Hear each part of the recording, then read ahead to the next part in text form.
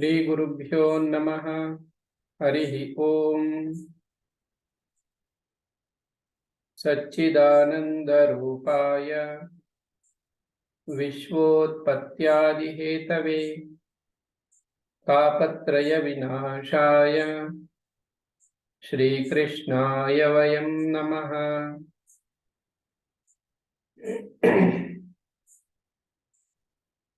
ಪರಮಾತ್ಮನ ಪಾದಪದ್ಮಗಳಿಗೆ ಭಕ್ತಿಪೂರ್ವಕ ಪ್ರಣಾಮಗಳನ್ನು ಅರ್ಪಿಸಿ. ಎಲ್ಲ ಆಧ್ಯಾತ್ಮಿಕ ಬಂಧುಗಳೇ, ಅಧ್ಯಾತ್ಮ ರಾಮಾಯಣದ ಅರಣ್ಯಕಾಂಡದನ್ನ ನಾವು ಗಮನಿಸ್ತಾ ಇದ್ದೀವಿ. ಇದರಲ್ಲಿ ಶ್ರೀರಾಮಚಂದ್ರ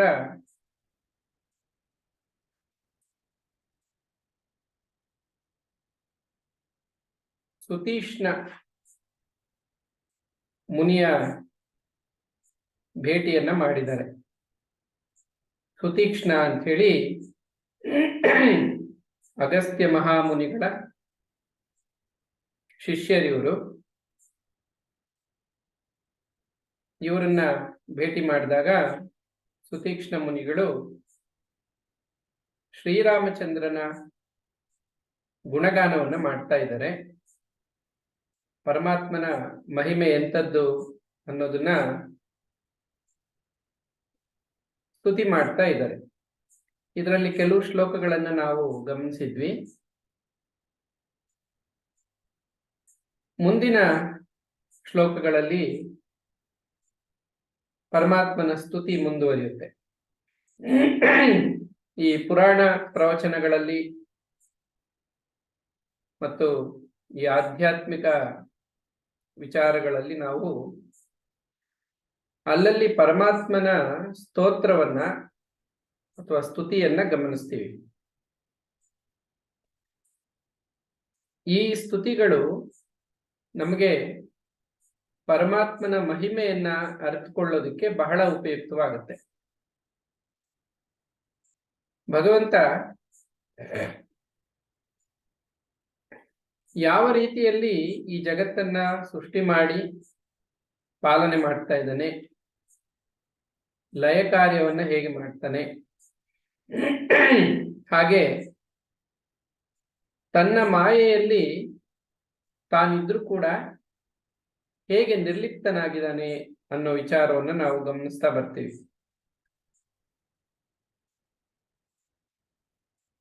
ಇದೇ ವಿಷಯವನ್ನ ಸುತೀಕ್ಷ್ಣ ಮುನಿಗಳು ಹೇಳ್ತಾ ಇದ್ದಾರೆ. ಶ್ರೀರಾಮ, ನೀನು ಪ್ರಪಂಚದ ಉತ್ಪತ್ತಿ, ನಾಶ, ಸ್ಥಿತಿ ಇವುಗಳೆಲ್ಲಕ್ಕೂ ಒಬ್ಬನೇ ಕಾರಣನಾಗಿದೆಯಾ? ಮಾಯಾಮೋಹಿತರಾದವರಿಗಂತೂ ನಾನಾ ರೂಪವಾಗಿ ಕಂಡು ಬರುತ್ತಿರುವೆ. ಹೇಗೆ ಅಂದ್ರೆ, ಆಕಾಶದಲ್ಲಿ ಸೂರ್ಯ ಒಬ್ಬನೇ ಇದ್ರು ಕೆಳಗಡೆ ಭೂಮಿಯ ಮೇಲೆ ಇಟ್ಟಿರುವಂತಹ ನೂರಾರು ಮಡಿಕೆಗಳಲ್ಲಿ ನೀರು ತುಂಬಿದ್ದಾಗ ಆ ನೀರಿನಲ್ಲಿ ಸೂರ್ಯನ ಅನೇಕ ಪ್ರತಿಬಿಂಬಗಳು ಕಾಣ್ತಾ ಇರುತ್ತೆ. ಒಂದೊಂದು ಮಡಿಕೆಯಲ್ಲೂ ಅದರಲ್ಲಿರುವಂತ ನೀರಿನಲ್ಲಿ ಸೂರ್ಯನ ಪ್ರತಿಬಿಂಬ. ಯಾರು ಆ ಮಡಿಕೆಗಳನ್ನು ಮಾತ್ರ ನೋಡ್ತಾ ಇದ್ದಾರೋ ಅವರಿಗೆ ಕೇವಲ ಪ್ರತಿಬಿಂಬ ಕಾಣ್ತಾ ಇದೆ, ಮತ್ತೆ ಅನೇಕ ಪ್ರತಿಬಿಂಬಗಳು ಕಾಣ್ತಾ ಇದೆ. ಅವ್ರು ಕೇವಲ ಕೆಳಗಡೆ ಮಡಿಕೆಗಳನ್ನ ಮಾತ್ರ ನೋಡ್ತಾ ಇರೋದ್ರಿಂದ ಅವರಿಗೆ ಅನೇಕ ಸೂರ್ಯರು ಕಂಡು ಬರ್ತಾ ಇದ್ದಾರೆ, ಅದನ್ನೇ ನಿಜ ಅಂತ ಭಾವಿಸ್ತಾರೆ. ಅವರು ಊರ್ಧ್ವ ದೃಷ್ಟಿಯನ್ನ ಉಳ್ಳವರಾದಾಗ, ಅಂದ್ರೆ ಮೇಲೆ ನೋಡಿದಾಗ, ಅವರು ಆಕಾಶವನ್ನ ನೋಡಿದ್ರೆ ಅಲ್ಲಿ ಒಬ್ಬನೇ ಸೂರ್ಯ ಇರ್ತಾನೆ.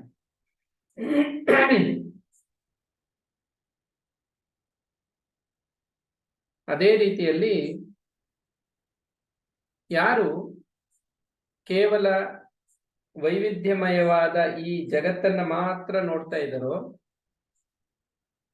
ಅವರಿಗೆ ಅನೇಕ ಶರೀರಗಳು, ಇಲ್ಲಿ ಮಡಿಕೆಗಳು ಅಂದ್ರೆ ಶರೀರಗಳು, ಅದರಲ್ಲಿರೋ ನೀರು ಅಂದ್ರೆ ಚಿತ್ತ, ಅದರಲ್ಲಿ ಪ್ರತಿಬಿಂಬಿಸ್ತಾ ಇರೋ ಸೂರ್ಯನ ಪ್ರತಿಬಿಂಬ ಏನಿದೆಯೋ ಅದು ಜೀವಾತ್ಮ. ಅನೇಕ ಜೀವಾತ್ಮರುಗಳು ಕಂಡು ಬರ್ತಾ ಇದ್ದಾರೆ. ಕೋಟ್ಯಾಂತರ ಶರೀರಗಳು, ಕೋಟ್ಯಾಂತರ ಆತ್ಮಗಳು ಅಂತ ಕರೀತಾರೆ. ಒಬ್ಬೊಬ್ಬರಿಗೆ ಒಂದೊಂದು ಆತ್ಮ ಇದೆ ಅಂತೆಲ್ಲ ಕರೀತಾರೆ. ಆದ್ರೆ ಇದು ನಿಜ ಅಲ್ಲ. ವಾಸ್ತವವಾಗಿ ಇರೋದು ಒಂದೇ ಒಂದು ಆತ್ಮ, ಅದೇ ಪರಮಾತ್ಮ. ಜೀವಾತ್ಮಕ್ಕೆ ವಾಸ್ತವವಾಗಿ ಯಾವುದೇ ಅಸ್ತಿತ್ವ ಇಲ್ಲ. ಅಸ್ತಿತ್ವ ಇಲ್ಲದಿದ್ರೂ ಕೂಡ ಇರುವಂತೆ ತೋರ್ತಾ ಇದೆ. ಮಡಿಕೆಯಲ್ಲಿ ಸೂರ್ಯ ಇಲ್ಲ, ಆದ್ರೆ ಮಡಿಕೆಯಲ್ಲಿ ಸೂರ್ಯ ಕಾಣಿಸ್ತಾ ಇದ್ದಾನೆ. ಒಂದೊಂದು ಮಡಿಕೆಯಲ್ಲೂ ಪ್ರತ್ಯೇಕವಾಗಿ ಸೂರ್ಯ ಕಾಣಿಸ್ತಾ ಇದ್ದಾನೆ. ಹಾಗೆ ಶರೀರಗಳನ್ನ ನೋಡಿದಾಗ ಶರೀರದಲ್ಲಿ ಪ್ರತ್ಯೇಕವಾದ ಒಂದು ಆತ್ಮ ಇದೆ.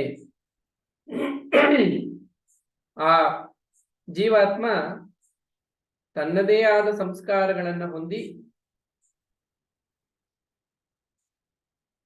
ಅದು ಶುಭಾಶುಭ ಕರ್ಮಗಳನ್ನ ಮಾಡ್ತಾ ಇದೆ, ಹೀಗೆಲ್ಲ ಭಾವಿಸ್ತಾರೆ. ಆದ್ರೆ ಯಾರಿಗೆ ಸತ್ಯ ಅರ್ಥ ಆಗಿದೆಯೋ ಅವರು ಊರ್ಧ್ವ ದೃಷ್ಟಿಯನ್ನ ಉಳ್ಳವರಾಗಿರ್ತಾರೆ.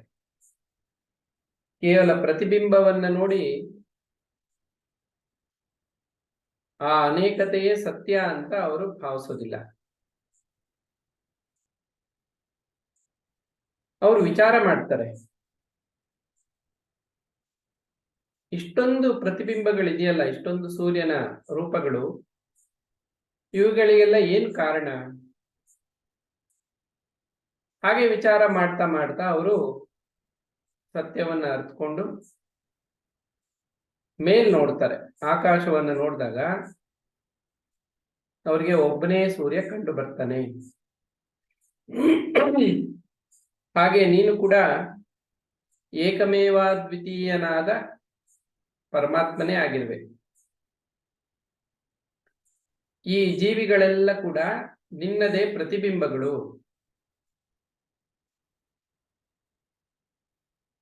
ಆದ್ರೆ ಯಾರು ಜ್ಞಾನಿಗಳು, ಅವರ ಹೃದಯದಲ್ಲಿ ಮಾತ್ರ ನೀನು ಕಂಡು ಬರ್ತೀಯ. ಜ್ಞಾನಿಗಳು ಪವಿತ್ರಾತ್ಮರಾಗಿರ್ತಾರೆ, ಅಂದ್ರೆ ಅವರ ಚಿತ್ತ ಶುದ್ಧವಾಗಿರುತ್ತೆ. ಚಿತ್ತಶುದ್ಧಿ ಇರೋದ್ರಿಂದ ಅವರಿಗೆ ಯಾವುದೇ ಗೊಂದಲ ಇರಲ್ಲ, ಮನಸ್ಸಿನಲ್ಲಿ ಸಂಶಯಗಳಿರಲ್ಲ. ಈ ಸಂಶಯಗಳು ಅನ್ನೋದು, ಅನುಮಾನ, ಸಂಶಯ ಅನ್ನುವಂಥದ್ದು ರಜೋಗುಣದಿಂದ ಹುಟ್ಟುತ್ತೆ. ಯಾರಲ್ಲಿ ಆ ರಜೋಗುಣ ಇಲ್ಲದೆ ಶುದ್ಧ ಸತ್ವ ಇದೆಯೋ ಅವರಿಗೆ ಶ್ರದ್ಧೆ ಉಂಟಾಗುತ್ತೆ. ಆ ಶ್ರದ್ಧೆಯಿಂದ ಅವರು ನಿನ್ನನ್ನ ಕಾಣೋದಕ್ಕೆ ಸಾಧ್ಯ ಆಗುತ್ತೆ. ಶ್ರದ್ಧೆ ಎಲ್ಲಿರುತ್ತೋ ಅಲ್ಲಿ ಪರಮಾತ್ಮನ ದರ್ಶನ ಆಗುತ್ತೆ.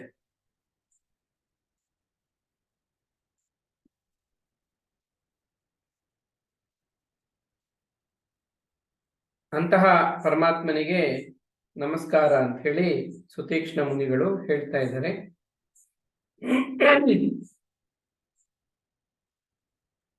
ಸೀತಾ ಸಮೇತನಾಗಿ ಜಿಂಕೆಯ ಚರ್ಮವನ್ನ ಧರಿಸಿದವನಾಗಿ,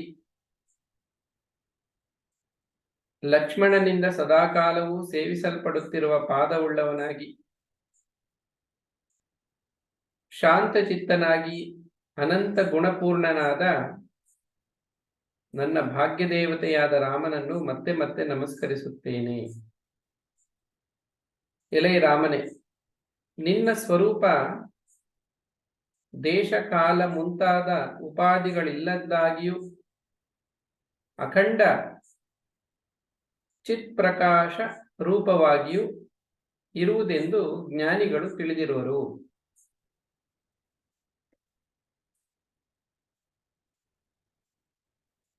ಈಗ ಏನ್ ನಾನು ನೋಡ್ತಾ ಇದ್ದೀನೋ ನಿನ್ನ ರೂಪ ಸದಾ ನನ್ನ ಹೃದಯದಲ್ಲಿ ಇದು ನಿಲ್ಲುವಂತಾಗಲಿ ಅಂತ ಸುತೀಕ್ಷ್ಣ ಮುನಿಗಳು ಪ್ರಾರ್ಥನೆ ಮಾಡ್ತಾ ಇದ್ದಾರೆ. ಉಪಾಧಿ ಅನ್ನುವಂತ ಒಂದು ಪದ ಇದೆ. ಉಪಾಧಿ ಅಂದ್ರೆ ಈಗ ನಮಗೆ ಒಂದು ಶರೀರ ಇದೆ. ಶರೀರ ಅನ್ನುವಂಥದ್ದು ನಮಗೆ ಉಪಾಧಿ. ಶರೀರಕ್ಕೆ ವಸ್ತ್ರ ಅನ್ನುವಂಥದ್ದು ಒಂದು ಉಪಾಧಿ. ಶರೀರಕ್ಕೆ ಬಟ್ಟೆ, ಅದರ ಮೇಲೆ ಇರುವಂಥದ್ದು ಉಪಾಧಿಯಾಗಿ ಇರುವಂಥದ್ದು. ಆ ಬಟ್ಟೆಗೆ ಬಣ್ಣ, ಆಕಾರ ಇತ್ಯಾದಿ ಅವೆಲ್ಲ ಬಣ್ಣ ಅನ್ನುವಂಥದ್ದು ಉಪಾಧಿ. ಪುನಃ ಹೀಗೆ ಆತ್ಮ ನಿರಾಕಾರ ನಿರ್ಗುಣನಾಗಿದ್ರು ಈ ಶರೀರ ಅನ್ನುವಂಥದ್ದು, ಮನಸ್ಸು ಅನ್ನುವಂಥದ್ದು ಆತ್ಮನಿಗೆ ಉಪಾಧಿಯಾಗಿದೆ. ಇದು ಕಾಲಕ್ಕನುಗುಣವಾಗಿ ಪ್ರಾಪ್ತವಾಗಿ ಮತ್ತೆ ಅದು ಇಲ್ಲದಂತೆ ಆಗ್ಬಿಡುತ್ತೆ. ಹಾಗಾಗಿ ಈ ಉಪಾಧಿಗಳು ಶಾಶ್ವತ ಅಲ್ಲ. ನಮ್ಮ ಯಾರ ಶರೀರಗಳು ಕೂಡ ಶಾಶ್ವತವಾಗಿರಲ್ಲ. ಸ್ವಲ್ಪ ಕಾಲ ಇರುತ್ತೆ ಆ ಶರೀರ, ನಂತರ ಹೊರಟೋಗುತ್ತೆ. ಶರೀರ ಇದ್ರೂ ಇಲ್ಲದೇ ಇದ್ರೂ ಸದಾ ಇರುವಂತದ್ದು ಒಂದಿದೆ. ಅದನ್ನ ಅಖಂಡ ಚಿತ್ ಪ್ರಕಾಶ ರೂಪ ಅಂತ ಕರೆದಿದೆ. ಶರೀರದಲ್ಲಿ ಆತ್ಮ ಇದೆ ಅಂತ ಭಾವಿಸಿದಾಗ ಅನೇಕ ಶರೀರಗಳು ಅಂತ ಕಂಡು ಬರುತ್ತೆ. ಶರೀರ ಅನ್ನುವಂಥ ಉಪಾಧಿಗಳನ್ನ ಕಳೆದ್ಬಿಟ್ರೆ ಅಲ್ಲಿ ಎಲ್ಲ ಕಡೆ ಇರುವಂತದ್ದು ಒಂದೇ ಅಖಂಡವಾದ ಚಿತ್ ಸ್ವರೂಪ. ಅದು ಹೇಗಿದೆ? ಅದು ಬೆಳಗ್ತಾ ಇದೆ, ಜ್ಞಾನ ರೂಪವಾಗಿ ಅದು ಬೆಳಗ್ತಾ ಇದೆ. ಅಂತಹ ಪ್ರಕಾಶಮಯವಾದ ರೂಪ ನನ್ನ ಹೃದಯದಲ್ಲಿ ಸದಾ ಇರುವಂತಾಗಲಿ. ನಾನು ಮತ್ತೇನನ್ನು ಬಯಸೋದಿಲ್ಲ, ನಿನ್ನಲ್ಲಿ ನೀನು ವರವನ್ನು ನಾನು ಕೇಳಲ್ಲ ಅಂತ ಹೇಳ್ತಾ ಇದ್ದೆ.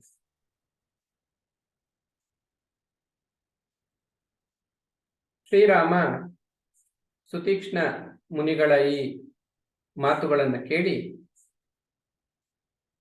ಈಗ ಹೇಳ್ತಾ ಇದ್ದಂತೆ, ಎಲೈ ಮುನಿವರ್ಯನೇ, ನನ್ನ ಚಿಂತನೆಯಿಂದ ನಿನ್ನ ಮನಸ್ಸು ನಿರ್ಮಲವಾಗಿರುವುದನ್ನು ನಾನು ಬಲ್ಲೆನು.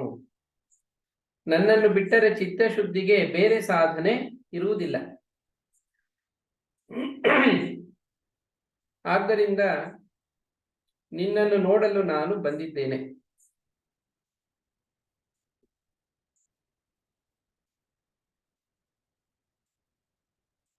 ಯಾರು ಪರಮಾತ್ಮನ ಚಿಂತನೆ ಮಾಡ್ತಾ ಇರ್ತಾರೋ, ನಾಮಸ್ಮರಣೆಯ ಮೂಲಕ, ನಂತರ ತತ್ವಚಿಂತನೆ, ಪರಮಾತ್ಮನ ತತ್ವಚಿಂತನೆ, ಅವರ ಚಿತ್ತ ಶುದ್ಧವಾಗುತ್ತೆ. ಹಾಗೆ ಶುದ್ಧವಾದ ಮೇಲೆ ಪರಮಾತ್ಮನ ದರ್ಶನ ಪ್ರಾಪ್ತಿ ಆಗುತ್ತೆ.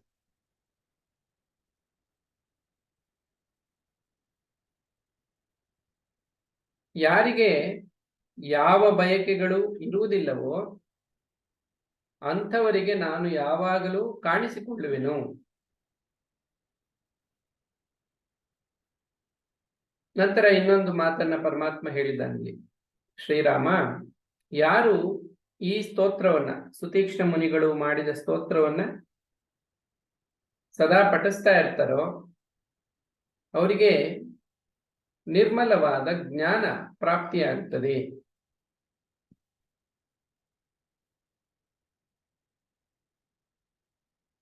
ಪರಮಾತ್ಮನ ಚಿಂತನೆ, ಪರಮಾತ್ಮನ ಸ್ವರೂಪ ಅಥವಾ ರೂಪ ಚಿಂತನೆ ಅಥವಾ ತತ್ವ ಚಿಂತನೆ ಯಾವುದೇ ರೀತಿ ಆದ್ರೂ ಕೂಡ ಮನಸ್ಸು ಶುದ್ಧವಾಗಿ ಪರಮಾತ್ಮನ ದರ್ಶನ ಪ್ರಾಪ್ತಿಯಾಗತ್ತೆ. ಹಾಗಾಗಿಯೇ ಈ ಜ್ಞಾನಕ್ಕೆ ನಹಿ ಜ್ಞಾನೇನ ಸದೃಶಂ ಪವಿತ್ರಂ ಇಹ ವಿದ್ಯತೆ. ಇಹ ಅಂದ್ರೆ ಇಲ್ಲಿ, ಈ ಲೋಕದಲ್ಲಿ ಪವಿತ್ರವಾದದ್ದು ಅನ್ನುವಂಥದ್ದೇನಾದ್ರು ಇದ್ರೆ ಅದು ಪರಮಾತ್ಮನ ಧ್ಯಾನ, ಪರಮಾತ್ಮನ ನಾಮಸ್ಮರಣೆ. ತನ್ಮೂಲಕ ಪ್ರಾಪ್ತಿಯಾಗಿರುವಂತಹ ಆಧ್ಯಾತ್ಮಿಕ ಜ್ಞಾನ. ಇಂತಹ ಜ್ಞಾನ ಮನುಷ್ಯನಿಗೆ ಸಾಯುಜ್ಯ ಮುಕ್ತಿಯನ್ನ ಕೊಡುತ್ತೆ. ಸಾಯುಜ್ಯ ಅಂದ್ರೆ ಪರಮಾತ್ಮನಲ್ಲಿ ಒಂದಾಗುವಂತಹ ಒಂದು ಸ್ಥಿತಿ. ಪರಮಾತ್ಮನಲ್ಲೇ ಒಂದಾಗ್ತಾರೆ. ನಂತರ ಅವರಿಗೆ ಜನನ ಮರಣಗಳ ದುಃಖ ಪುನಃ ಪ್ರಾಪ್ತಿ ಆಗೋದಿಲ್ಲ. ಈಗ ರಾಮ ಹೇಳ್ತಾ ಇದ್ದಾನೆ, ಮುನಿಗಳ ಒಡೆಯನು ನಿನ್ನ ಗುರುವು ಆದ ಅಗಸ್ತ್ಯನನ್ನ ನಾನು ನೋಡೋದಕ್ಕೆ ಇಚ್ಛೆ ಪಡ್ತಾ ಇದ್ದೀನಿ. ಆಗ ಸುತೀಕ್ಷ್ಣ ಮುನಿಗಳು ಹೇಳ್ತಾರೆ, ಹಾಗೇ ಆಗಲಿ, ನಾಳೆಯ ದಿನವೇ ನಾವು ಅಲ್ಲಿಗೆ ಹೋಗೋಣ, ನಾನು ಬರ್ತೀನಿ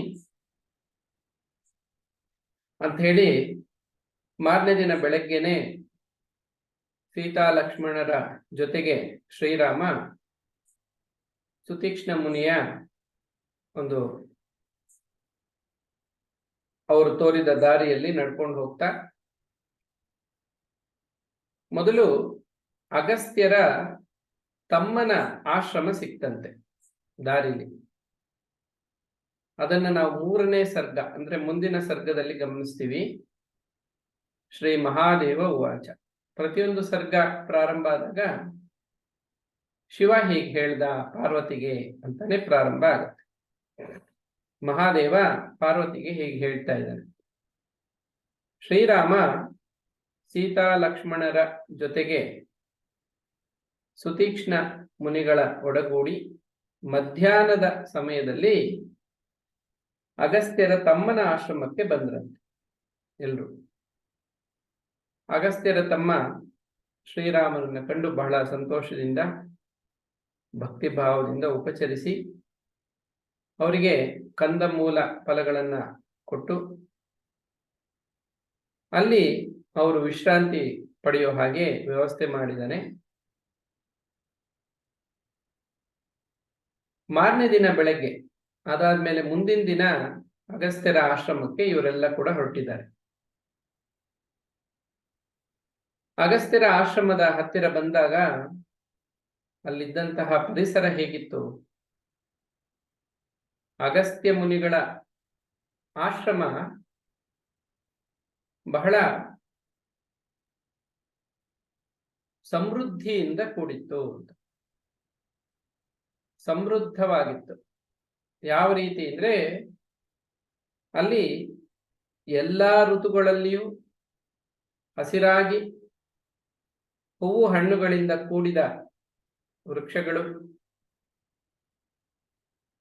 ಬಳ್ಳಿಗಳು, ಹಾಗೆ ಹಕ್ಕಿಗಳು, ಸುಂದರವಾದ ಹಕ್ಕಿಗಳು, ಮೃಗಗಳಿಂದ ಕೂಡಿದ್ದು ನಂದನವನಕ್ಕೆ ಸಮಾನವಾಗಿತ್ತು. ಇಲ್ಲಿ ಏನು ವಿಶೇಷ ಅಂದ್ರೆ ಅಗಸ್ತ್ಯ ಮಹಾಮುನಿಗಳು ಅವರು ಈ ಭೂಗೋಳದ ದಕ್ಷಿಣ ಭಾಗದಲ್ಲಿ ಅವರ ಒಂದು ಪ್ರಭಾವದಿಂದಲೇ ಭೂಮಿ ಸಮತೋಲನದಲ್ಲಿದೆ. ಭೂಮಿಯ ದಕ್ಷಿಣ ಭಾಗಕ್ಕೆ ಬಂದು ಕುಳಿತರಂತೆ ಬ್ರಹ್ಮದೇವರ ಆದೇಶದಂತೆ ಭೂಮಿಯ ಸಮತೋಲನವನ್ನ ಕಾಪಾಡೋದಕ್ಕೆ. ಅಂದ್ರೆ ಏನರ್ಥ? ದಕ್ಷಿಣದಲ್ಲಿ ಅಗಸ್ತ್ಯರ ತಪಸ್ಸಿನ ಬಲದಿಂದ, ತಪೋಬಲದಿಂದ ಈ ದಕ್ಷಿಣದ ಪ್ರಾಂತ್ಯ ಏನಿದೆಯೋ ಆ ಪ್ರಾಂತ್ಯಕ್ಕೆ ಒಂದು ಬಲ ಬಂದಿದೆ ಅಂತ. ಆಮೇಲೆ ಅವರ ಒಂದು ತಪಶಕ್ತಿಯಿಂದ ಅವರಿರುವಂತಹ ಆಶ್ರಮ ಸದಾಕಾಲ ಸಮೃದ್ಧವಾಗಿದೆ, ಅಲ್ಲಿ ಯಾವುದೇ ಕೊರತೆ ಇಲ್ಲ. ಹೇಗಿತ್ತು ಅಂದ್ರೆ ನಂದನವನದಂತೆ ಇತ್ತಂತೆ. ದೇವರ್ಷಿಗಳು ಬ್ರಹ್ಮರ್ಷಿಗಳ ಮುನಿಮಂದಿರಗಳಿಂದಲೂ ಅಲಂಕೃತವಾಗಿದ್ದು ಬ್ರಹ್ಮಲೋಕವೋ ಎಂಬಂತಿತ್ತು.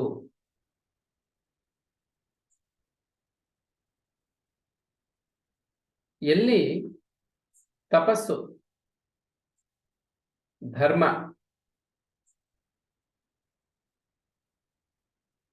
ಹಾಗೆ ಭಗವಂತನಲ್ಲಿ ಭಕ್ತಿ ಇವೆಲ್ಲವೂ ಕೂಡಿರುತ್ತೋ ಆ ವ್ಯಕ್ತಿಗಳಿರುವಂತಹ ಸ್ಥಳ ಬಹಳ ಸುಂದರವಾಗಿರುತ್ತೆ, ಸಮೃದ್ಧವಾಗಿರುತ್ತೆ. ಬಹಳಷ್ಟು ಕಡೆ ನಾವು ಈ ಉದಾಹರಣೆಯನ್ನ ಗಮನಿಸ್ತೀವಿ. ಹೇಗೆ ಸಾಧ್ಯವಾಯ್ತಿದು ಅಂದ್ರೆ, ಭಗವದ್ಗೀತೆಯಲ್ಲಿ ಒಂದು ಕಡೆ ಪರಮಾತ್ಮ ಹೇಳೋದು, ಈ ಜಗತ್ತು ಸೃಷ್ಟಿಯಾಗಿದ್ದೇ ಯಜ್ಞದಿಂದ. ಯಜ್ಞದ ರೂಪದಲ್ಲಿ ಚತುರ್ಮುಖ ಬ್ರಹ್ಮದೇವರು ಅಂದ್ರೆ ಪ್ರಜಾಪತಿ ಈ ಜಗತ್ತನ್ನ ಸೃಷ್ಟಿ ಮಾಡಿದ್ದು. ಯಜ್ಞದಿಂದಲೇ ಈ ಜಗತ್ತು ಸಮೃದ್ಧವಾಗಿರುತ್ತೆ. ಅಂದ್ರೆ ಕಾಲ ಕಾಲಕ್ಕೂ ಮಳೆ ಸುರಿಯುತ್ತೆ, ಆ ಪ್ರದೇಶವನ್ನ ಸಮೃದ್ಧವಾಗಿ ಇಡುತ್ತೆ. ಯಜ್ಞದಿಂದಲೇ ಮಳೆ, ಆ ಮಳೆಯಿಂದ ಆ ಪ್ರದೇಶ ಸಮೃದ್ಧವಾಗಿ ಇರುತ್ತೆ. ಈ ಯಜ್ಞ ಅಂದ್ರೆ ನಾವು ಶಾಸ್ತ್ರದಲ್ಲಿ ಗಮನಿಸೋ ಹಾಗೆ ಭಗವಂತನಿಗೆ ಸಮರ್ಪಿತವಾದ ಕರ್ಮ, ಭಗವತ್ ಪ್ರೀತ್ಯರ್ಥವಾಗಿ ಮಾಡಿದಂತಹ ಕರ್ಮಕ್ಕೆ ಯಜ್ಞ ಅಂತ ಕರೀತಾರೆ. ದ್ರವ್ಯ ಯಜ್ಞ, ಜ್ಞಾನ ಯಜ್ಞ ಅಂತ ಎರಡು ತರ ಇದೆ. ದ್ರವ್ಯ ಯಜ್ಞ ಅಂದ್ರೆ ನಾವೆಲ್ಲ ಸಾಮಾನ್ಯವಾಗಿ ನೋಡೋ ಹಾಗೆ ಹೊರಗಡೆ ಹೋಮ ಅಂತಾನು ಕರೀತಾರೆ. ಪರಮಾತ್ಮನಿಗೆ ಸಮರ್ಪಣೆ ಮಾಡುವಂಥದ್ದು ಆಹಾರ ಪದಾರ್ಥಗಳು, ಹಸುವಿನ ತುಪ್ಪ, ಔಷಧೀಯಗಳು, ಹೀಗೆ ಹಲವಾರು ರೀತಿಯಲ್ಲಿ ಯಜ್ಞಗಳು ನಡೀತಾ ಇರುತ್ತೆ. ಇದು ದ್ರವ್ಯ ಯಜ್ಞ. ಜ್ಞಾನಯಜ್ಞ ಅಂದ್ರೆ ಬಾಹ್ಯ ಜಗತ್ತಿನಲ್ಲಿರುವಂತಹ ಎಲ್ಲಾ ಪಂಚಮಹಾಭೂತಗಳು ದೇವತೆಗಳು,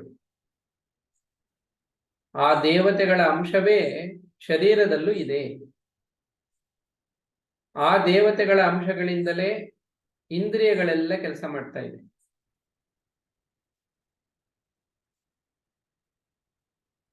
ದೇವತೆಗಳಿಂದ ಕಾರ್ಯದಲ್ಲಿ ತೊಡಗಿರುವಂತಹ ಇಂದ್ರಿಯಗಳು ದೇವತೆಗಳ ಪ್ರೀತ್ಯರ್ಥವಾಗಿ ಕರ್ಮ ಮಾಡಬೇಕು. ಆ ಕರ್ಮದ ಫಲವನ್ನ ದೇವತೆಗಳಿಗೆ ಸಮರ್ಪಣೆ ಮಾಡಬೇಕು. ಆ ದೇವತೆಗಳಿಗೆ ಸಮರ್ಪಣೆ ಮಾಡಿದಂತಹ ಕರ್ಮಫಲ ಅದು ಪರಮಾತ್ಮನಿಗೆ ಹೋಗಿ ತಲುಪುತ್ತೆ. ಈ ಎಲ್ಲ ಯಜ್ಞಗಳಿಗೂ ಈಶ್ವರ ಯಜ್ಞೇಶ್ವರ ಅಂತ. ಸರ್ವ ಯಜ್ಞೇಶ್ವರೋ ಹರಿ. ನಂತರ ಏನಾಗುತ್ತೆ, ತಸ್ಮಿನ್ ತುಷ್ಟೇ ಜಗತ್ತುಷ್ಟಂ ಪ್ರೀಣಿತೆ ಪ್ರೀಣಿತಂ ಜಗತ್. ಪರಮಾತ್ಮ ಸಂತುಷ್ಟನಾದ್ರೆ ಇಡೀ ಜಗತ್ತೇ ಸಂತುಷ್ಟವಾಗುತ್ತೆ. ಆಗ ಆ ಪ್ರದೇಶ ಸುಭೀಕ್ಷವಾಗಿರುತ್ತೆ, ಸಮೃದ್ಧವಾಗಿರುತ್ತೆ. ಹಾಗೇನೆ ಅಲ್ಲಿ ವಾಸ ಮಾಡುವಂತವರ ಮನಸ್ಸು ಕೂಡ ಶುದ್ಧವಾಗಿ ಇರುತ್ತೆ. ಇವೆಲ್ಲವೂ ಸಾಧ್ಯವಾದದ್ದು ಧರ್ಮದ ಅನುಷ್ಠಾನದಿಂದ. ಯಜ್ಞರೂಪವಾಗಿ ಕರ್ಮವನ್ನು ಮಾಡುವಂಥದ್ದೇ ಧರ್ಮ. ತನ್ನ ಸ್ವಹಿತಕ್ಕಾಗಿ ಏನು ಮಾಡಿಕೊಳ್ಳದೆ ಪರಮಾತ್ಮನಿಗಾಗಿ ಕರ್ಮ ಮಾಡೋದು.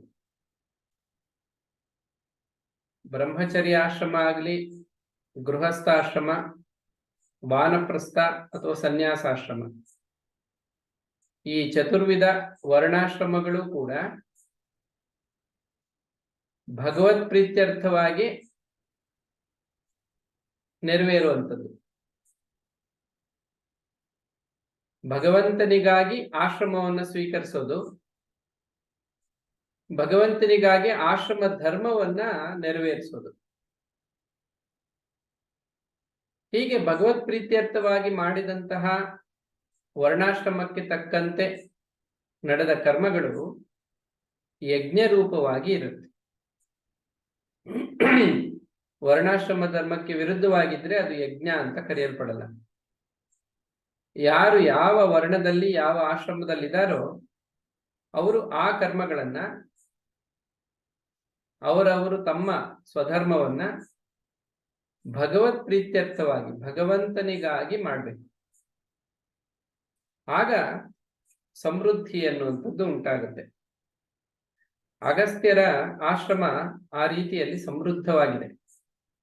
ಯಾಕೆಂದ್ರೆ ಅವರು ಜ್ಞಾನಿಗಳು, ಮಹಾಜ್ಞಾನಿಗಳು, ಯಜ್ಞರೂಪವಾಗಿ ಕರ್ಮವನ್ನು ಮಾಡ್ತಾ ಇರುವಂತಹ ಪರಿಶುದ್ಧ ಆತ್ಮರು. ಅಂಥವರ ಜೊತೆಗಿರುವಂತಹ ಅವರ ಶಿಷ್ಯವರ್ಗ, ಆ ಒಂದು ಪ್ರದೇಶ, ಅಲ್ಲೆಲ್ಲ ಕೂಡ ಪವಿತ್ರತೆ ಎನ್ನುವಂಥದ್ದು, ಸಮೃದ್ಧಿ ಎನ್ನುವಂಥದ್ದು ಸಹಜವಾಗಿ ಇದೆ. ಹೀಗೆ ಅಂತಹ ಒಂದು ಪವಿತ್ರವಾದ ಅಗಸ್ತ್ಯರ ಆಶ್ರಮಕ್ಕೆ ಶ್ರೀರಾಮಚಂದ್ರ ಬಂದಿದ್ದಾರೆ. ಸುತೀಕ್ಷ್ಣ ಮುನಿಗಳಿಗೆ ಹೇಳಿದ್ದಾರೆ, ಶ್ರೀರಾಮ ಹೇಳಿದಂತೆ ಹೋಗಿ ಮುನಿಶ್ರೇಷ್ಠರಾದ ಅಗಸ್ತ್ಯರಿಗೆ ನಾನು ಬಂದಿರುವಂತ ವಿಚಾರವನ್ನ ತಿಳಿಸೋನಾಗು ಅಂತ.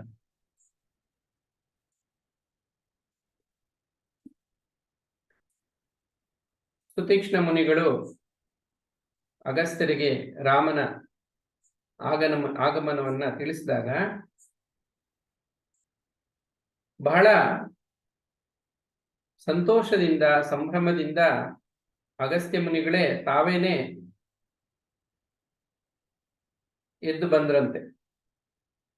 ಬೇಗ ರಾಮನನ್ನು ಕರ್ಕೊಂಡ್ ಬಾ ಅಂತ ಹೇಳಿ ಆಶ್ರಮದೊಳಗಡೆ ಹೇಳಿ ಕಳಿಸಿದ್ದಾರೆ. ತಾವೇ ಬಂದಿದ್ದಾರೆ. ಶ್ರೀರಾಮ ಬರ್ತಾ ಇದ್ದಾಗಲೇ ಒಳಗಡೆ ಆ ಕಡೆಯಿಂದ ಅಗಸ್ತ್ಯ ಮುನಿಗಳೇ ಬರ್ತಾ ಇದ್ದಾರೆ ರಾಮನ ಕಡೆ.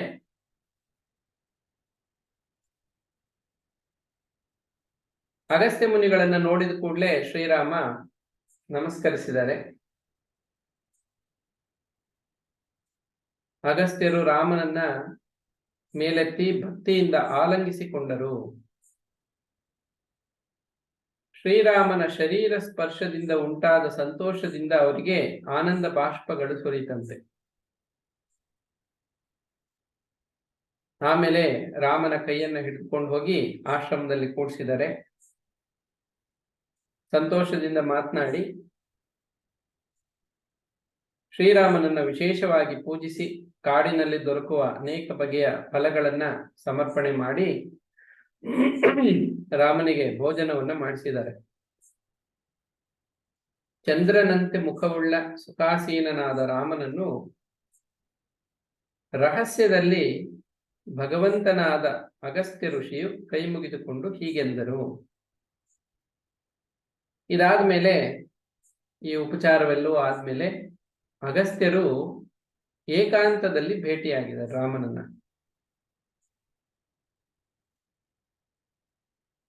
ಏಕಾಂತದಲ್ಲಿ ಭೇಟಿಯಾಗಿ ಹೇಳ್ತಾ ಇದ್ದಾರೆ, ನಾನು ನಿನ್ನ ಬರುವಿಕೆಯನ್ನೇ ಕಾಯ್ತಾ ಇದ್ದೆ. ಬ್ರಹ್ಮದೇವರು ಕ್ಷೀರ ಸಮುದ್ರದಲ್ಲಿ ಬಂದು ವೈಕುಂಠಕ್ಕೆ ಬಂದು ಭೂಭಾರ ಹರಣಕ್ಕಾಗಿ ನಿನ್ನನ್ನು ಪ್ರಾರ್ಥಿಸಿದ್ದು, ರಾವಣನ ಕೊಲ್ಲುವುದಕ್ಕಾಗಿ ನಾನು ಅವತರಿಸ್ತೀನಿ ಅಂತ ನೀನು ಹೇಳಿದಂತಹ ಒಂದು ಮಾತು,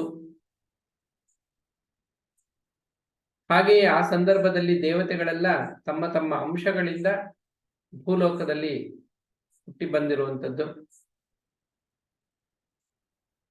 ನರ ವಾನರ ಇತ್ಯಾದಿ ರೂಪಗಳು, ಇವೆಲ್ಲ ಕೂಡ ನಾನು ಚಿಂತನೆ ಮಾಡ್ತಾ ಇದ್ದೆ. ನಿರ್ವಿಕಲ್ಪನು ಉಪಾಧಿರಹಿತನೂ ಆದ ನೀನು ಸೃಷ್ಟಿಗೆ ಮುಂಚೆ ಅದ್ವಿತೀಯನಾಗಿದ್ದೆ.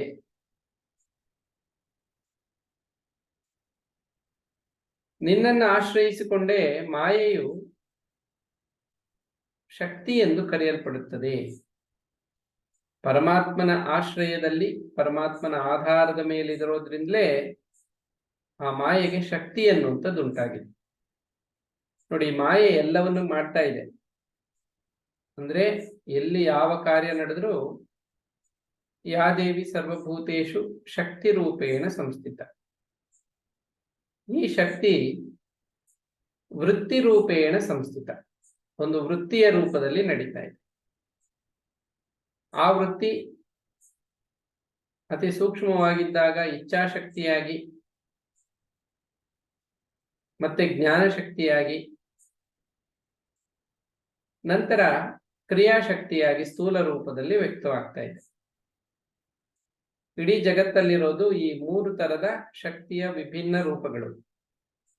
ಮಾಯೆಗೆ ಈ ಶಕ್ತಿ ಎಲ್ಲಿಂದ ಬಂತು? ಪರಮಾತ್ಮನನ್ನ ಆಶ್ರಯಿಸಿರೋದ್ರಿಂದಲೇ ಮಾಯೆಗೆ ಆ ಶಕ್ತಿ ಬಂದಿದೆ. ಆಗ ಏನ್ ಮಾಡುತ್ತಾ ಶಕ್ತಿ ಅಂದರೆ, ಅದು ಪರಮಾತ್ಮನನ್ನೇ ಮರೆ ಮಾಡುವಂತೆ ಆವರಿಸಿಕೊಳ್ಳುತ್ತಂತೆ. ಈಗ ನಮ್ಮ ಮನಸ್ಸಿನಲ್ಲಿ ಹುಟ್ಟಿರುವಂತಹ ನಿದ್ರೆ, ನಮ್ಮ ಒಳಗಡೆ ಉಂಟಾದಂತ ನಿದ್ರೆ ನಮ್ಮನ್ನೇ ಮರೆಸ್ಬಿಡುತ್ತೆ. ಅದೇ ರೀತಿಯಲ್ಲಿ ಪರಮಾತ್ಮನಲ್ಲಿ ಉಂಟಾದಂತಹ ಈ ಮಾಯೆ ಪರಮಾತ್ಮನನ್ನ ಆವರಿಸ್ಕೊಳ್ಳುತ್ತಂತೆ. ಯಾವ ರೀತಿ ಆವರಿಸ್ಕೊಳ್ಳುತ್ತದೋ ಆಗ ಅದನ್ನ ಅವ್ಯಾಕೃತ ಅಂತ ಕರೀತಾರೆ. ಆದರೆ ಆ ಆವೃತವಾಗಿರುವಂತ ಮಾಯೆ ಅದನ್ನ ಆವರಣ ಅಂತ ಕರೀತಾರೆ. ಆ ಆವರಣದಲ್ಲಿ ಪರಮಾತ್ಮನ ಅಂಶ ಅಥವಾ ಪರಮಾತ್ಮನ ಪ್ರತಿಬಿಂಬ ಜೀವರೂಪವಾಗಿ ಪ್ರಕಟ ಆಗುತ್ತೆ.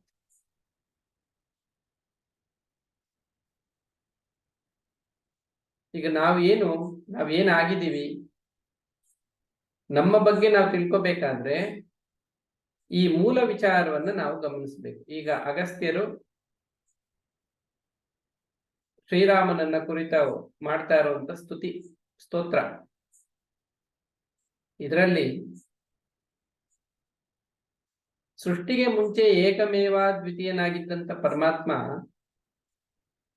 ತನ್ನಲ್ಲಿಯೇ ಪ್ರಕಟವಾದ ಮಾಯೆಯಿಂದ ಅನೇಕ ರೂಪಗಳನ್ನ ಧಾರಣೆ ಮಾಡಿಕೊಂಡು ಈ ಜಗತ್ತಿನ ರೂಪದಲ್ಲಿ ವ್ಯಕ್ತವಾಗಿದ್ದಾನೆ. ಆ ಪ್ರಕೃತಿ ಮಹತ್ತತ್ವವನ್ನ ಉಂಟು ಮಾಡುತ್ತೆ. ಮಹತ್ತತ್ವದಿಂದ ಅಹಂಕಾರ ತತ್ವದಿಂದ 3 ಗುಣಗಳು, ಆ ಅಹಂಕಾರ 3 ರೂಪದಲ್ಲಿ ಪ್ರಕಟ ಆಗುತ್ತಂತೆ. ಅಹಂಕಾರ ಅಂದ್ರೆ ಅದೊಂದು ತತ್ವ. ಆ ಅಹಂಕಾರ ತತ್ವವೇ ಈಗ ಜೀವಭಾವ ಅಥವಾ ಜೀವ ರೂಪದಲ್ಲಿ ವ್ಯಕ್ತವಾಗಿರೋದು. ಈ ಜೀವ ಪರಮಾತ್ಮನ ಅಂಶ. ಈ ಪರಮಾತ್ಮನ ಅಂಶ ಅಂದ್ರೆ ಹೇಗೆ ಅರ್ಥ ಮಾಡ್ಕೋಬಹುದು? ಹಿಂದೆ ಒಂದು ಉದಾಹರಣೆ ಕೊಟ್ಟಿತ್ತು. ಅನೇಕ ನೀರು ತುಂಬಿರುವಂತ ಮಡಿಕೆಗಳಲ್ಲಿ ಆಕಾಶದಲ್ಲಿ ಬೆಳಗ್ತಾ ಇರುವಂತ ಸೂರ್ಯನ ಪ್ರತಿಬಿಂಬ ಆ ನೀರಿನಲ್ಲಿ ಉಂಟಾದಾಗ ಅನೇಕ ಸೂರ್ಯರಂತೆ ಕಂಡು ಬರ್ತದೆ. ಅದೇ ರೀತಿಯಲ್ಲಿ ಈ ಜಗತ್ತಲ್ಲಿ ಒಬ್ಬನೇ ಪರಮಾತ್ಮ ಅನೇಕ ಚಿತ್ತಗಳಲ್ಲಿ, ಶರೀರಗಳಲ್ಲಿ ಪ್ರತಿಬಿಂಬಿಸ್ತಾ ಇದ್ದಾನೆ. ಈಗ ಇದು ಇದೆ ಅಂತಾನೂ ಅಲ್ಲ, ಇಲ್ಲ ಅಂತಾನೂ ಅಲ್ಲ ಜೀವ. ಯಾಕೆಂದ್ರೆ ಇಲ್ಲ ಅಂದ್ರೆ ಅಲ್ಲಿ ಪ್ರತಿಬಿಂಬ ಕಾಣ್ತಾ ಇದೆ, ಜಗತ್ತಲ್ಲಿ ಅನೇಕ ಜೀವಿಗಳೆಲ್ಲ ಕಾಣಿಸ್ತಾ ಇದ್ದಾರೆ.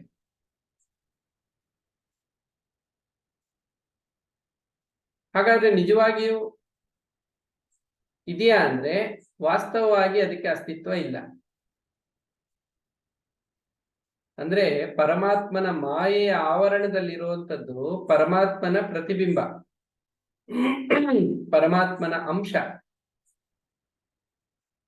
ಯಾಕಂದ್ರೆ ಭೂಲೋಕದಲ್ಲಿ ವೈವಿಧ್ಯಮಯವಾಗಿ ಕಾಣ್ತಾ ಇರೋದು ಸೂರ್ಯನ ಪ್ರತಿಬಿಂಬ ಅಷ್ಟೇ, ಸೂರ್ಯ ಅಲ್ಲ. ಸೂರ್ಯ ಭೂಮಿ ಮೇಲಿಲ್ಲ, ಸೂರ್ಯ ಆಕಾಶದಲ್ಲಿರೋದು. ಆದ್ರೆ ಸೂರ್ಯನ ಪ್ರತಿಬಿಂಬ ಭೂಮಿಯ ಮೇಲೆ ಉಂಟಾಗ್ತಾ ಇದೆ. ಆ ಪದಾರ್ಥಗಳಿಗೆ ಅನುಸಾರವಾಗಿ ಸೂರ್ಯನ ಪ್ರತಿಬಿಂಬ ಕೆಲವು ಕಡೆ ಪ್ರಖರವಾಗಿ, ಕೆಲವು ಕಡೆ ಮಂದವಾಗಿ ಕಾಣ್ತಾ ಇರುತ್ತೆ. ಇದಕ್ಕೆ ಕಾರಣ ಏನು ಅಂದ್ರೆ ಸತ್ವ, ರಜಸ್ಸು, ತಮಸ್ಸು ಅನ್ನುವಂತಹ 3 ಗುಣಗಳು. ಸಾತ್ವಿಕ ಗುಣದಲ್ಲಿ ಪರಮಾತ್ಮನ ಪ್ರತಿಬಿಂಬ ಬಹಳ ವಿಶೇಷವಾಗಿ ಪ್ರಕಾಶಮಾನವಾಗಿ ಬೆಳಗುತ್ತೆ. ಹಾಗಾಗಿ ಸತ್ವಗುಣ ಇರೋ ಕಡೆ ಜ್ಞಾನ ಹೆಚ್ಚಾಗಿರುತ್ತೆ. ರಜೋಗುಣ ಇರೋ ಕಡೆ ಸತ್ವಗುಣಕ್ಕಿಂತ ಕಡಿಮೆ ಪ್ರಕಾಶವನ್ನು ಹೊಂದಿರುತ್ತೆ.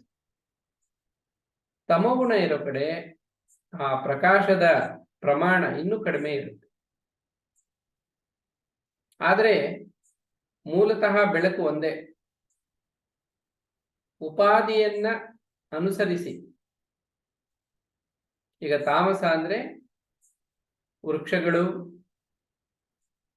ಮತ್ತೆ ಪ್ರಾಣಿ ಪಕ್ಷಿಗಳು ಇವೆಲ್ಲ ಏನಿದೆಯೋ ಇವೆಲ್ಲ ತಾಮಸ ಯೋನಿಗಳು ಅಂತ ಕರೆಯಲ್ಪಡುತ್ತೆ. ಅವುಗಳಲ್ಲಿ ಜ್ಞಾನ ಪ್ರಕಾಶದ ಕೊರತೆ ಇದೆ, ಸ್ವಲ್ಪ ಮಟ್ಟಿಗೆ ಇದೆ. ಈ ರಾಜಸಿಕ ಜೀವಿಗಳು ಯಾರು ಅಂದ್ರೆ ವಿಶೇಷವಾಗಿ ಮನುಷ್ಯರು. ಮನುಷ್ಯರು ರಜೋಗುಣ ಪ್ರಧಾನ. ಮನುಷ್ಯರಲ್ಲಿ ಉಂಟಾಗ್ತಾ ಇರುವಂತಹ ಬುದ್ಧಿಶಕ್ತಿ,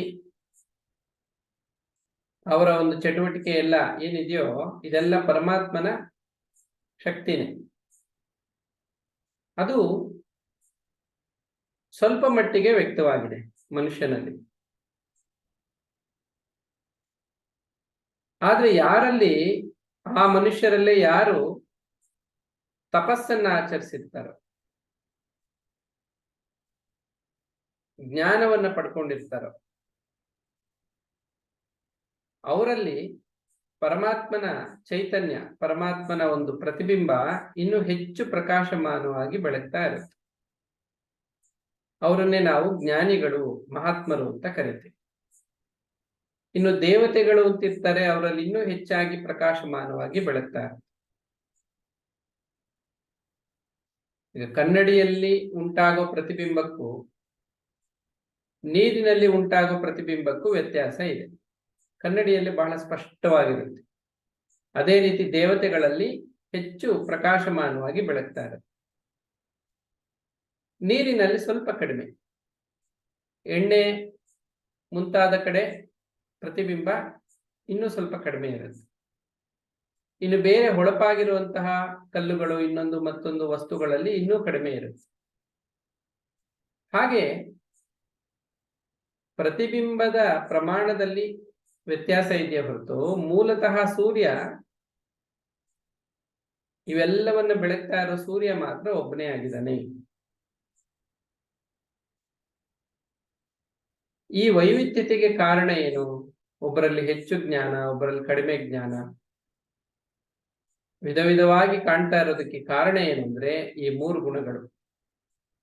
ಈ 3 ಗುಣಗಳಿಂದ 3 ತರದ ಅಹಂಕಾರಗಳ ಸೃಷ್ಟಿಯಾಗಿದೆ. ಸಾತ್ವಿಕ ಅಹಂಕಾರ, ರಾಜಸಿಕ ಅಹಂಕಾರ, ತಾಮಸಿಕ ಅಹಂಕಾರ ಅಂತ. ಅದನ್ನೇ ಅಗಸ್ತ್ಯರು ಈಗ ಹೇಳ್ತಾ ಇದ್ದಾರೆ. ಪರಮಾತ್ಮನಿಂದ ಹೇಗೆ ಸೃಷ್ಟಿ ಪ್ರಕಟ ಆಯಿತು. ಸ್ಥೂಲವಾದ ಪಂಚಮಹಾಭೂತಗಳ ಸಮೂಹದಿಂದ ವಿರಾಟ್ ಪುರುಷನು ಹುಟ್ಟಿದನು. ಪರಮಾತ್ಮನದೇ ಪ್ರತಿರೂಪದಂತೆ ವಿರಾಟ್ ಪುರುಷ ಹುಟ್ಟಿತು. ಈ ವಿರಾಟ್ ಪುರುಷನ ಶರೀರ ಏನಿದೆಯೋ, ವಿರಾಟ್ ಪುರುಷನ ತಲೆ ಬ್ರಹ್ಮಲೋಕ, ವಿರಾಟ್ ಪುರುಷನ ಪಾದ ಪಾತಾಳ. ಈ ವಿರಾಟ್ ಪುರುಷ ಅಂದ್ರೆ ಪರಮಾತ್ಮನೇ, ಸಾಕ್ಷಾತ್ ಪರಮಾತ್ಮನ ಸ್ಥೂಲ ರೂಪ. ಈ ವಿರಾಟ್ ಪುರುಷ ಹೇಗಿದ್ನೋ ಅದೇ ರೀತಿಯಲ್ಲಿ ಮನುಷ್ಯನ ರಚನೆ ಕೂಡ ಆಗಿದೆ. ಹಾಗಾಗಿ ಮನುಷ್ಯ ಶರೀರಕ್ಕೆ ಬಹಳ ವಿಶೇಷವಾದ ಪ್ರಾಮುಖ್ಯತೆಯನ್ನ ಕೊಟ್ಟಿದೆ ಶಾಸ್ತ್ರ. ಮನುಷ್ಯನಿಗೆ ಇದೆಲ್ಲವನ್ನು ಅರಿತುಕೊಳ್ಳುವಂತಹ ಶಕ್ತಿ, ತನ್ನಲ್ಲೇ ಇರುವಂತಹ ಪರಮಾತ್ಮನ ಚೈತನ್ಯವನ್ನ ಕಾಣುವಂತಹ ಶಕ್ತಿ ಕೂಡ ಪರಮಾತ್ಮ ಕೊಟ್ಟಿದ್ದಾನೆ. ಯಾಕಂದ್ರೆ ಅಲ್ಲಿ ಸತ್ವಗುಣ ಹೆಚ್ಚಾದಾಗ, ಮನುಷ್ಯ ಮಾಡುವಂತಹ ಸಾತ್ವಿಕ ಕರ್ಮಗಳಿಂದ ಸತ್ವಗುಣ ಹೆಚ್ಚಾದಾಗ ಜ್ಞಾನ ಕೂಡ ಹೆಚ್ಚಾಗುತ್ತೆ. ಹೀಗೆ ಅಗಸ್ತ್ಯರು ಶ್ರೀರಾಮನನ್ನ ಸ್ತುತಿ ಮಾಡ್ತಾ ಇದ್ದಾರೆ.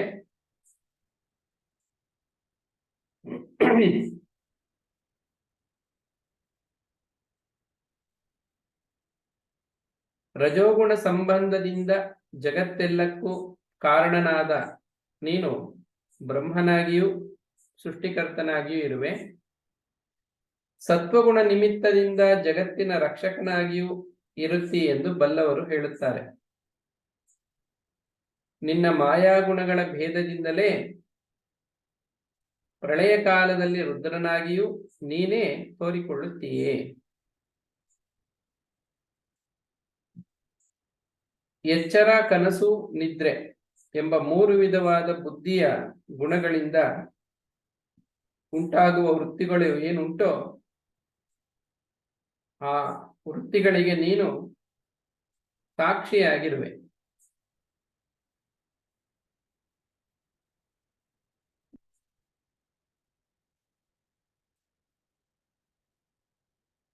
ಇನ್ನು ಜೀವಿಗಳು ವಿಧ ವಿಧವಾಗಿ ಪ್ರಕಟ ಆಗಿದೆ.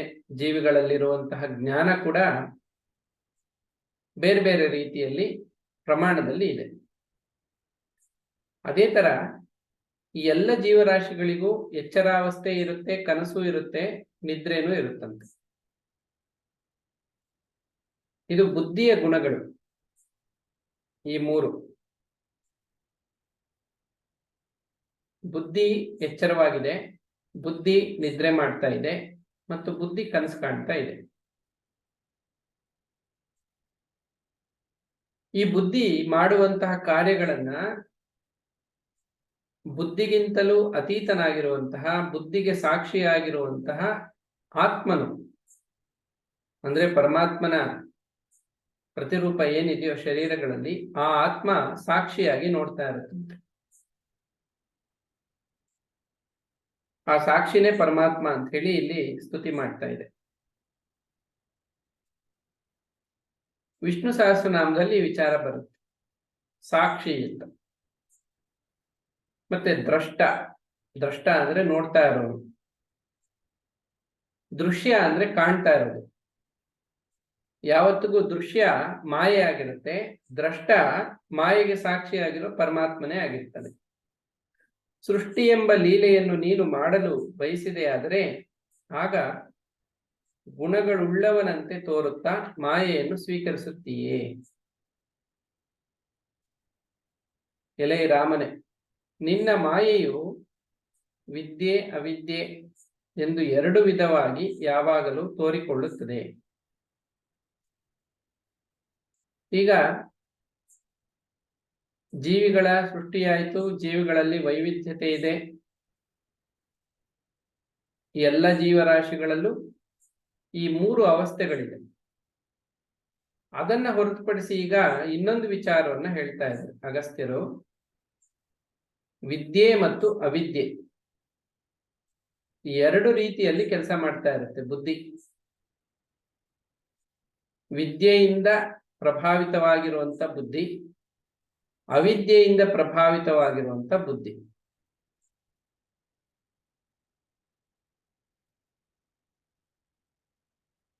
ಯಾರು ಪ್ರವೃತ್ತಿ ಮಾರ್ಗದ ಹಾದಿಯ ಅಥವಾ ಮಾರ್ಗದ ಕಡೆಗೆ ಮನಸ್ಸುಳ್ಳವರಾಗಿರುವರೋ ಅವರು ಅವಿದ್ಯಾವಶರಾಗಿ ಅದರ ಅಧೀನರಾಗಿರುವರು. ಆದರೆ ಯಾರು ನಿವೃತ್ತಿ ಮಾರ್ಗದಲ್ಲಿ ತೊಡಗಿದವರಾಗಿರುವರೋ ಅವರು ವೇದಾಂತಾರ್ಥವನ್ನು ವಿಚಾರ ಮಾಡುವವರಾಗಿ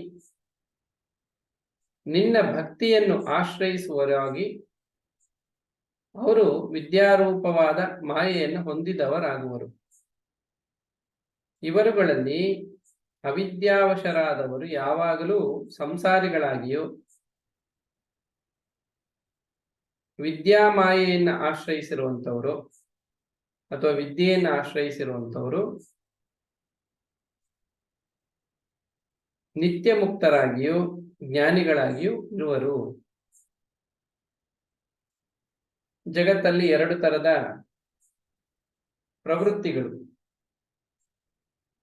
ವಿದ್ಯಾಮಾಯೆಯಿಂದ ಪ್ರಭಾವಿತರಾದವರು, ಅವಿದ್ಯಾಮಾಯೆಯಿಂದ ಪ್ರಭಾವಿತರಾಗಿರೋರು. ಈ ವಿದ್ಯೆ ಅವಿದ್ಯೆ ಎರಡೂ ರೂಪದಲ್ಲಿ ಪ್ರಕಟ ಆಗ್ತಾ ಇರೋದು ಮಹಾಮಾಯೆ, ವಿದ್ಯಾ ಸ್ವರೂಪಿಣಿ.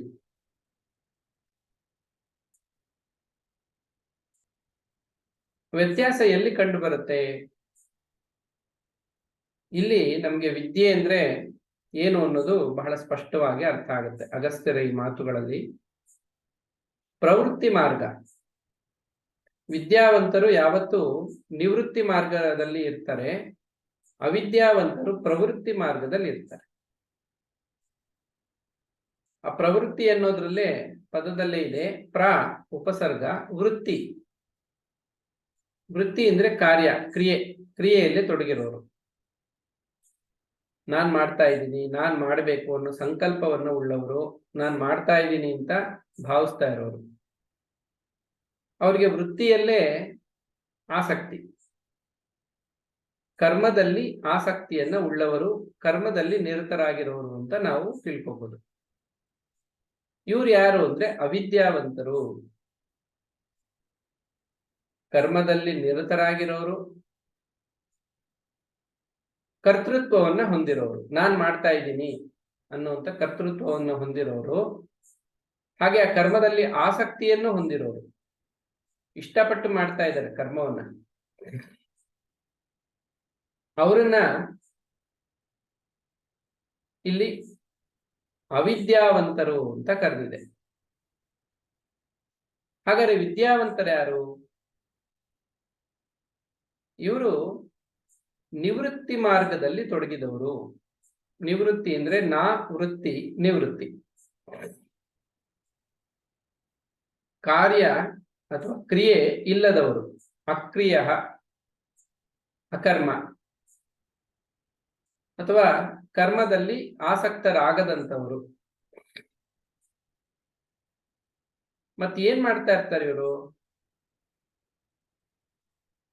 ವಿದ್ಯಾವಂತರು ಕರ್ಮಕ್ಕೆ ಸಾಕ್ಷಿಯಾಗಿರ್ತಾರೆ.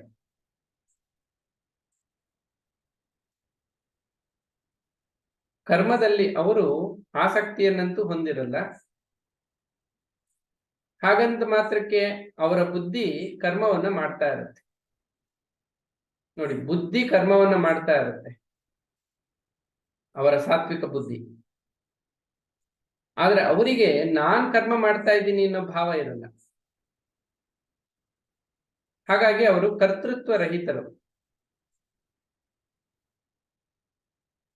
ಅವರು ಸ್ವತಃ ತಾವು ಕರ್ಮದಲ್ಲಿ ತೊಡಗದೇ ಇರೋದ್ರಿಂದ, ಆಸಕ್ತರಾಗದೇ ಇರೋದ್ರಿಂದ ಅವರನ್ನ ನಿವೃತ್ತಿ ಮಾರ್ಗದಲ್ಲಿ ಇರುವವರು ಅಂತ ಕರೆದಿದೆ.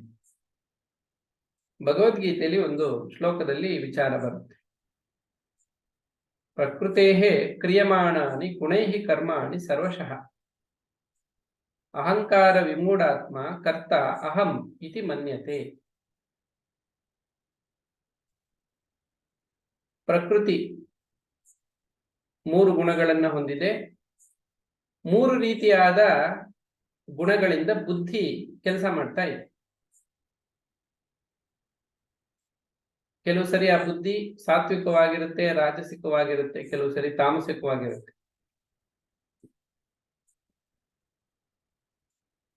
ಆಯಾ ಕಾಲಕ್ಕೆ ತಕ್ಕಂತೆ ಆಯಾ ಗುಣಗಳಿಂದ ಪ್ರೇರಿತವಾಗಿ ಬುದ್ಧಿ ಕೆಲಸ ಮಾಡ್ತಾ ಇರುತ್ತೆ, ವೃತ್ತಿಯಲ್ಲಿ ತೊಡಗಿದೆ. ಹಾಗಾಗಿ ನೋಡಿ, ಯಾ ದೇವಿ ಸರ್ವಭೂತೇಶು ಬುದ್ಧಿ ರೂಪೇಣ ಸಂಸ್ಥಿತ, ಅದೇ ವಿಷ್ಣು ಮಾಯೇನೆ ವೃತ್ತಿ ರೂಪೇಣ ಸಂಸ್ಥಿತ. ಆ ಬುದ್ಧಿನೇ ವೃತ್ತಿಯಲ್ಲಿ ತೊಡಗಿರುವಂಥದ್ದು. ವಿಧ ವಿಧವಾದ ವೃತ್ತಿಯಲ್ಲಿ ತೊಡಗಿದೆ ಆ ಬುದ್ಧಿ.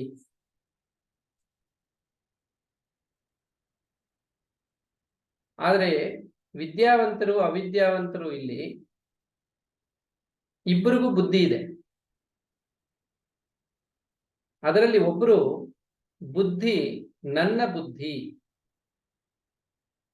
ನಾನೇ ಮಾಡ್ತಾ ಇರೋದು, ನನ್ನ ಬುದ್ಧಿಶಕ್ತಿಯಿಂದ ನಾನು ಕರ್ಮದಲ್ಲಿ ತೊಡಗಿದ್ದೀನಿ ಅಂತ ಭಾವಿಸ್ತಾರೆ. ಅವರು ಅವಿದ್ಯಾವಂತರು. ವಿದ್ಯಾವಂತರು ಬುದ್ಧಿ ನನ್ನದಲ್ಲ, ಬುದ್ಧಿ ಭಗವಂತನ ಮಾಯೆ, ವಿಷ್ಣು ಮಾಯೆ. ಈ ಬುದ್ಧಿ ಬುದ್ಧಿ ಕರ್ಮವನ್ನ ಮಾಡ್ತಾ ಇದೆ. ಆದ್ರೆ ಹೊರಗಡೆ ನೋಡೋದಕ್ಕೆ ಇಬ್ರು ಕೆಲಸ ಮಾಡೋ ತರ ಕಾಣಿಸ್ತಾರೆ. ಬಾಹ್ಯ ಜಗತ್ತಿನಲ್ಲಿ ಕಾಣೋದೇನು ಅಂದ್ರೆ, ಜ್ಞಾನಿಗಳು ಕೆಲಸ ಮಾಡೋ ಹಾಗೆ ಕಾಣಿಸ್ತಾ ಇರ್ತಾರೆ, ಅಜ್ಞಾನಿಗಳು ಕೆಲಸ ಮಾಡೋ ಹಾಗೆ ಕಾಣಿಸ್ತಾ ಇರ್ತಾರೆ. ಆದ್ರೆ ಅಂತರಂಗದಲ್ಲಿ ಪ್ರವೃತ್ತಿ ನಿವೃತ್ತಿ ಅನ್ನೋದು ಇರೋದು ಅಂತರಂಗದಲ್ಲಿ, ಬಹಿರಂಗದಲ್ಲ. ಶರೀರಧಾರಿಗಳು ಒಂದಷ್ಟು ಕರ್ಮಗಳನ್ನ ಪ್ರತಿಯೊಬ್ಬರು ಮಾಡೇ ಮಾಡ್ತಾರೆ. ಆದ್ರೆ ಈ ಪ್ರವೃತ್ತಿ ನಿವೃತ್ತಿ ಅನ್ನುವಂಥದ್ದು ಅಂತರಂಗಕ್ಕೆ ಸಂಬಂಧಪಟ್ಟಂತ ವಿಚಾರ. ಅಂತರಂಗದಲ್ಲಿ ಯಾರು ಅವಿದ್ಯಾವಂತರೋ ಅವರು ಬುದ್ಧಿ ನನ್ನ ಬುದ್ಧಿ, ನನ್ನ ಬುದ್ಧಿ ಶಕ್ತಿ, ನಾನೇ ಬುದ್ಧಿಯ ಮೂಲಕ ಕೆಲಸ ಮಾಡ್ತಾ ಇದ್ದೀನಿ ಅಂತ ಭಾವಿಸ್ತಾರೆ. ವಿದ್ಯಾವಂತರು ನಾ ವೃತ್ತಿ ನಿವೃತ್ತಿ, ಅವರು ಬುದ್ಧಿ ಕೆಲಸ ಮಾಡ್ತಾ ಇದೆ ಅಂತ ಭಾವಿಸ್ತಾರೆ ಹೊರತು ನಾನ್ ಮಾಡ್ತಾ ಇದ್ದೀನಿ ಅಂತ. ಅಲ್ಲಿ ಅವರಿಗೆ ಸಂಘ ದೋಷ ಇರಲ್ಲ, ಬುದ್ಧಿಯ ಜೊತೆ ಸಂಘ ಇರಲ್ಲ, ತಾದಾತ್ಮ್ಯ ಇರಲ್ಲ ಬುದ್ಧಿಯ ಜೊತೆ. ಬುದ್ಧಿಯಿಂದ ಅವರು ಪ್ರತ್ಯೇಕ ಆಗಿರ್ತಾರೆ. ಇದನ್ನೇ ಇಲ್ಲಿ ವಿದ್ಯೆ ಮತ್ತು ಅವಿದ್ಯೆ ಅಂತ ಕರೆದಿದೆ. ಸಾ ವಿದ್ಯಾ ಯಾ ವಿಮುಕ್ತಯೇ, ಯಾರು ವಿದ್ಯಾವಂತರೋ ಅವರು ಬುದ್ಧಿಯ ಬಂಧನದಿಂದ ಮುಕ್ತರಾಗಿರ್ತಾರೆ. ಬಂಧನ ಇರೋದೇ ಬುದ್ಧಿಯಲ್ಲಿ.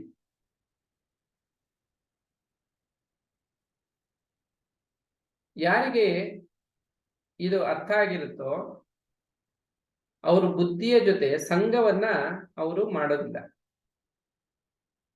ಹಿಂದೆ ಒಂದು ಉದಾಹರಣೆ ಕೊಟ್ಟಿತ್ತು. ಭಾಗವತದಲ್ಲಿ ಬರುವಂತಹ ಪುರಂಜನ ಉಪಾಖ್ಯಾನದ ಒಂದು ಪ್ರಸಂಗ. ನಾರದ ಮಹಾಮುನಿಗಳು ಒಬ್ಬ ರಾಜನಿಗೆ ಹೇಳುವಂಥದ್ದು.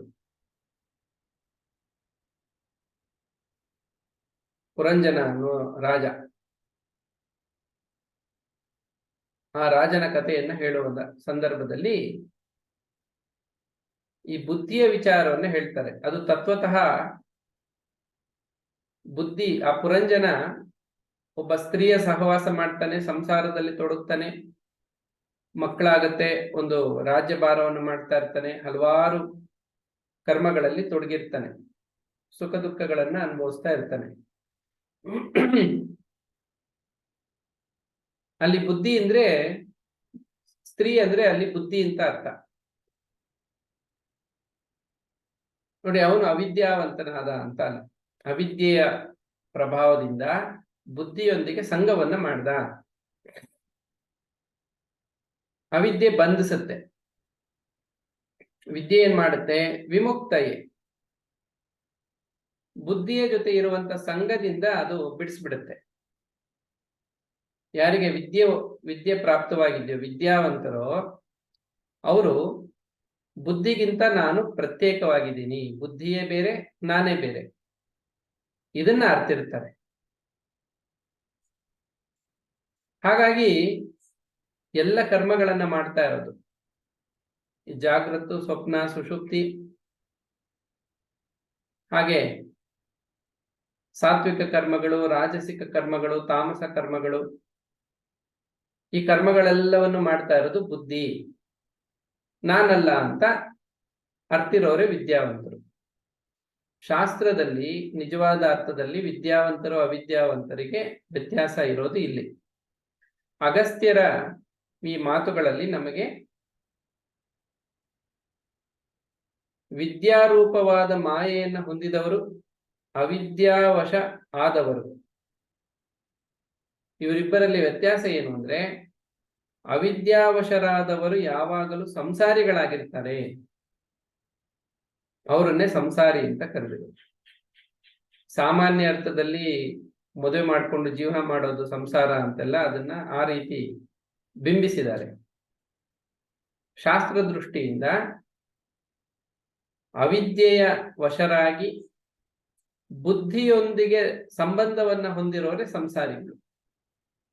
ಅವರಿಗೆ ನಾನ್ ಮಾಡ್ತಾ ಇದ್ದೀನಿ ಅನ್ನೋ ಭಾವ ಇರುತ್ತೆ, ಅವರೇ ಸಂಸಾರಿಗಳು. ವಿದ್ಯಾವಂತರಾದವರು ಏನಾಗಿದ್ದಾರೆ, ವಿದ್ಯಾವೃತ್ಯ ಅಭ್ಯಾಸ ನಿರತರು, ನಿತ್ಯ ಮುಕ್ತರಾಗಿ ಇರುವರು. ಅವರಿಗೆ ವಿದ್ಯೆಯ ಬಲದಿಂದ ಬುದ್ಧಿಗೂ ತಮಗೂ ಇರುವಂತ ಅಂತರ ಕಂಡು ಬರುತ್ತೆ. ಬುದ್ಧಿ ಬದಲಾಗ್ತಾ ಇದೆ, ಒಂದ್ಸರಿ ತಾಮಸ, ರಾಜಸ, ಇನ್ನೊಂದ್ಸರಿ ಸಾತ್ವಿಕ, ಈ ತರ ಬದಲಾಗ್ತಿದೆ. ಆದ್ರೆ ಕೆಲಸ ಅದ್ ಮಾಡ್ತಾ ಇದೆ.